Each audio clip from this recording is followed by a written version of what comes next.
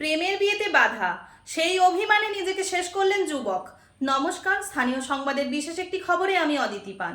মালিকের শালিকার সঙ্গে প্রেম করছিলেন দাসপুর থানার মাঝগেড়িয়ার বাসিন্দা বছর 23-এর সোনু সামন্ত।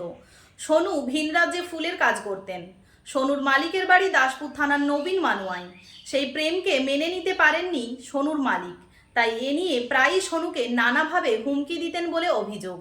এমনকি পুলিশকে দিয়ে গ্রেপ্তার করিয়ে দেওয়ার হুমকি দেন তিনি। প্রেমিকা রাজি থাকলেও জামাইবাবুর চাপে তিনি সোনুর কাছে আসতে পারেননি। প্রেমিকাকে জীবনে আর পাবেন না সেই অনুতাপে 5ই জুন বাড়িতে বিষপান করেন সোনু।